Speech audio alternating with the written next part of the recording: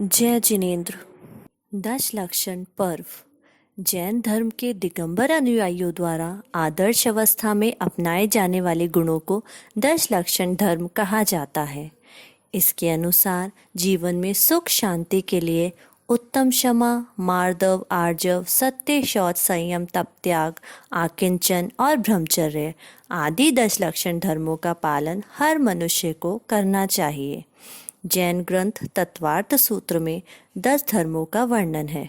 उत्तम क्षमा भाद्र माह के सुद पंचमी से दिगंबर जैन समाज के 10 लक्षण पर्व शुरू होते हैं। यह पहला दिन होता है। इस दिन ऋषि पंचमी के रूप में भी मनाया जाता है। हम उनसे क्षमा मांगते हैं जिनके साथ हमने बुरा व्यवहार किया हो और उन्हें क्षमा करते हैं जिन्होंने हमारे साथ बुरा व्यवहार किया हो। सिर्फ इंसानों के लिए ही नहीं बल्कि हर जीव के लिए ऐसे ही क्षमा भाव रखते हैं। उत्तम क्षमा धर्म हमारी आत्मा को सही राह खोजने में और क्षमा को जीवन और व्यवहार में लाना सिखाता है, जिससे सम्यक दर्शन प्राप्त होता है। सम्यक दर्शन वो चीज़ है जो आत्मा को कठोर तप त्याग की कुछ समय की यातना सहन करके परम आनंद मोक्ष को पाने का प्रथम मार्ग है। इस दिन बोला जाता है, सबको क्षमा, सबसे क्षमा। उत्तम मार्दव यह 10 लक्षण पर्व का दूसरा दिन होता है। अक्सर धन दौलत शान शौकत इंसान को अहंकारी और अभिमानी बना देता है। ऐसा व्यक्ति दूसरों को छोटा और अपने आप को सर्वोच्च मानता है। ये सभी चीज़ें नाशवान हैं।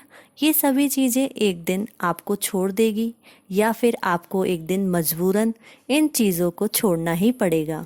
नाशवंत चीज़ों के पीछे भागने से बेहतर है कि अभिमान और परिग्रह को छोड़ा जाए और सभी से विनम्र भाव से पेश आएं।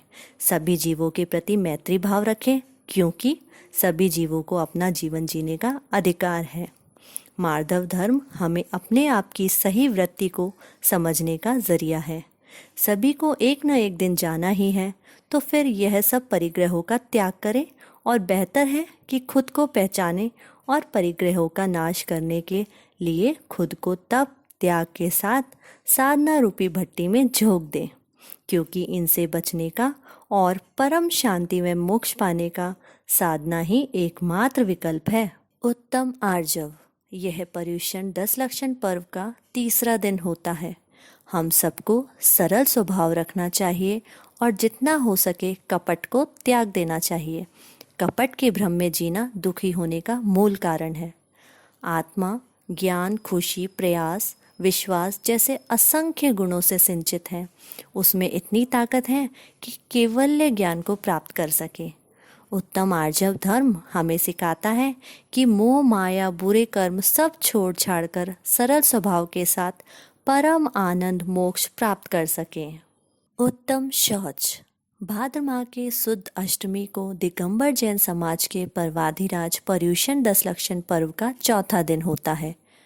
किसी चीज़ की इच्छा होना इस बात का प्रतीक है कि हमारे पास वह चीज़ नहीं है, तो बेहतर है कि हम अपने पास जो कुछ है उसके लिए परमात्मा का शुक्रिया अदा करें और संतोषी बनकर उसी से काम चलाएं।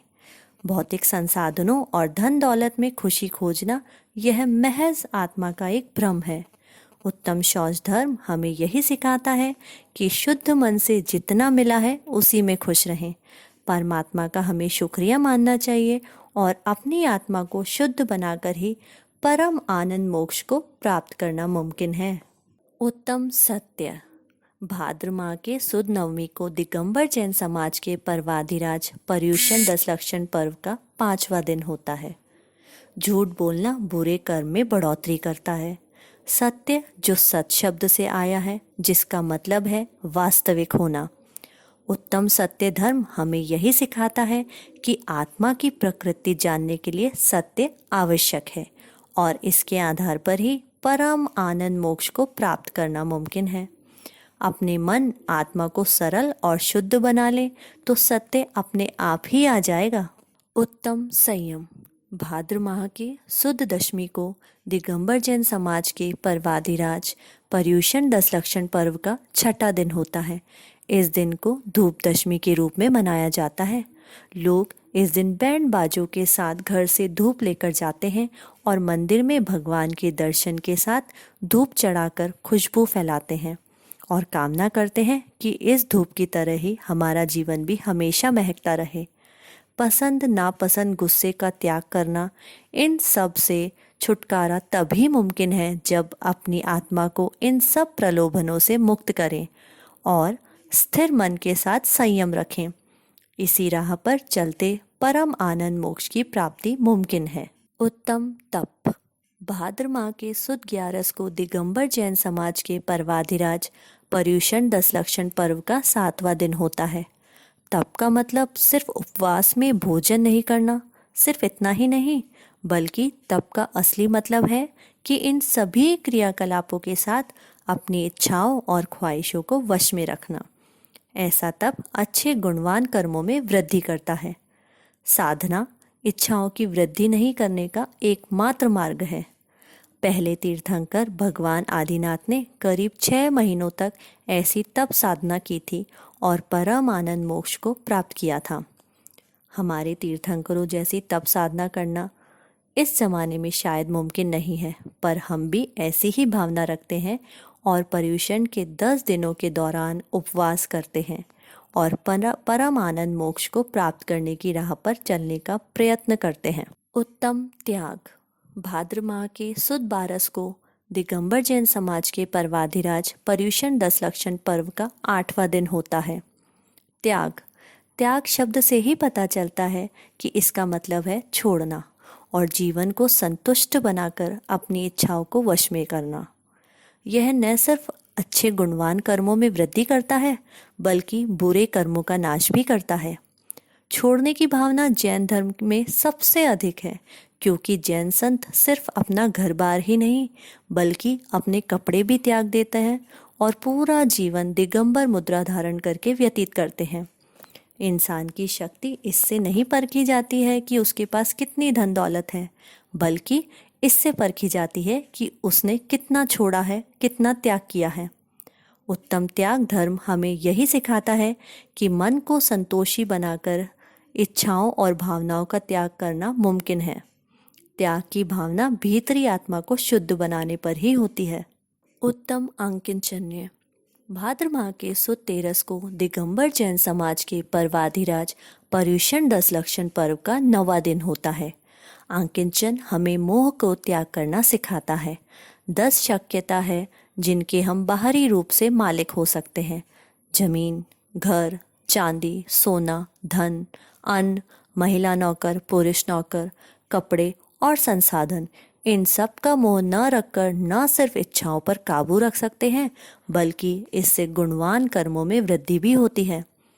आत्मा के भीतरी मोह जैसे गलत मान्यता, गुस्सा, घमंड, कपट, लालच, मजाक, पसंद नापसंद, डर, शोक और वासना, इन सब मोह को त्याग करके ही आत्मा को शुद्ध बनाया जा सकता है।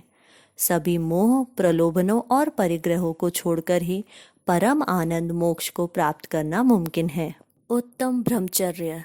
भाद्र माह के सुद 14 को दिगंबर जैन समाज के पर्वाधिराज पर्युषण दशलक्षण पर्व का 10वां दिन होता है। इस दिन को अनंत चतुर्दशी कहते हैं। इस दिन को लोग परमात्मा के समक्ष अखंड दिया लगाते हैं।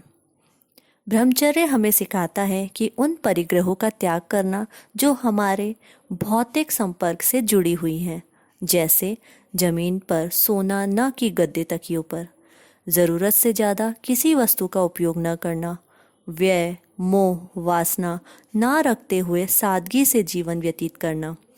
कई संत इसका पालन करते हैं और विशेषकर जैन संत शरीर, जुबान और दिमाग से सबसे ज़्यादा इसका ही पालन करते हैं। ब्रह्म जिसका मतलब आत्मा और चर्या जिसका मतलब रखना, इसको मिलाकर ब्रह्मचर्य शब्द बना है। ब्रह्मचर्य का मतलब अपनी आत्मा में रहना है। ब्रह्मचर्य का पालन करने से आपको पूरे ब्रह्मांड का ज्ञान और शक्ति प्राप्त होती है, और ऐसा न करने पर आप सिर्फ अपनी इच्छाओं और कामनाओं के ही गुलाम रह जाएंगे।